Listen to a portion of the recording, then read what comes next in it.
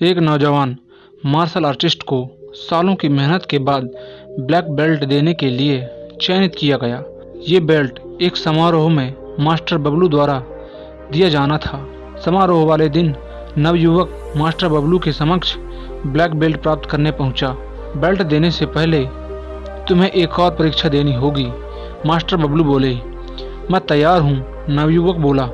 उसे लगा कि शायद किसी से मुकाबला करना होगा, लेकिन मास्टर बबलू के दिमाग में तो कुछ और ही चल रहा था। उन्होंने पूछा, तुम्हें इस प्रश्न का उत्तर देना होगा, ब्लैक बेल्ट हासिल करने का असली मतलब क्या है? मेरी यात्रा का अंत, नवयुवक बोला, मेरे कठोर परिश्रम का इनाम। मास्टर बबलू इस उत्तर से संतुष्ट नहीं हुए और बोले, तुम अभी ब्लैक बेल्ट पाने के काबिल नहीं बने हो। 1 साल बाद आना। 1 साल बाद युवक फिर ब्लैक बेल्ट लेने के लिए पहुंचा। मास्टर बबलू ने दोबारा वही प्रश्न किया, ब्लैक बेल्ट हासिल करने का असली मतलब क्या है? यह इस कला से सबसे बड़ी उपलब्धि पाने का प्रतीक है, नवयुवक बोला। मास्टर बबलू संतुष्ट नहीं हुए और कुछ देर इंतजार किया कि वो कुछ और भी बोले, पर युवक शांत ही रहा। तुम अभी भी बेल्ट पाने का हकदार नहीं बन पाए हो, जाओ अगले साल फिर आना। और ऐसा कहते हुए मास्टर बबलू ने युवक को वापस भेज दिया। 1 साल बाद फिर वह युवक बबलू के पास आया और सामने अकेला खड़ा था। मास्टर बबलू ने पुनः वही प्रश्न किया, ब्लैक बेल्ट हासिल करने का असली मतलब क्या है? ब्लैक बेल्ट आरंभ है, एक कभी न खत्म होने वाली यात्रा है, जिसमें अनुशासन है, कठोर परिश्रम है और हमेशा सर्वोत्तम मापदंड छूने की लालसा है, नवयुवक ने पूरे आत्मविश्वास के साथ उत्तर दिया। मास्टर बबलू उत्तर सुनकर प्रसन्न हुए और बोले, बिल्कुल सही, अब तुम ब्लैक बेल्ट पाने के लिए लायक बन गए हो। लो, इस सम्मान को ग्रहण करो और अपने कार्य में लग जाओ। कई बार किसी बड़ी उपलब्धि को हासिल करने के बाद हम थोड़े निश्चिंत हो जाते हैं। शायद यही वजह है कि शिखर पर पहुंचना शिखर पर बने रहने से आसान होता है।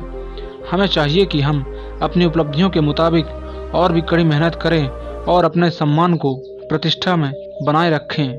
सहनशीलता एक प्रकार का तप है। जिसमें यह सहनशीलता आ जाती है, उसके जीवन में एक अनोखी मिठास, एक अद्भुत संतोष और प्रकाश आ जाता है। अनियंत्रित मन हमें जीवन में नकारात्मकता की ओर ले जाता है, नियंत्रित मन हमें नकारात्मकता से बचाता है। आत्म जागरूकता मन को नियंत्रित करने का सबसे अच्छा तरीका है। मन को नियंत्रित करना एक दिन का काम नहीं है, इसके लिए नियमित और व्यवस्थित साधना की आवश्यकता होती है।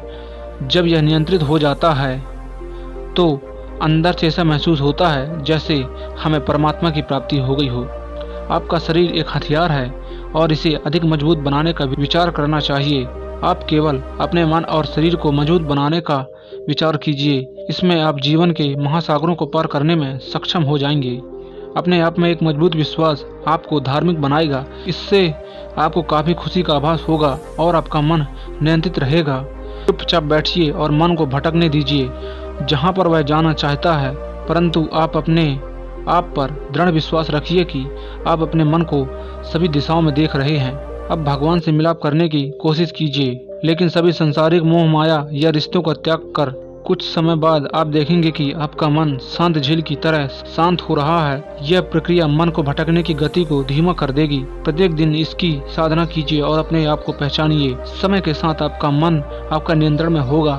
ध्यान का अर्थ है आपने अपने मन में काबू पा लिया है। ध्यान मन में सभी आने वाले विचार, तरंगों और दुनिया भर मोह माया से निजात दिलाता है। इससे आपकी चेतना का विस्तार होता है। हर बार आप ध्यान करेंगे तो आप अपने विकास पथ पर अग्रसर होंगे। बाहरी और आंतरिक सभी इंद्रियां मनुष्य के नियंत्रण के अधीन होनी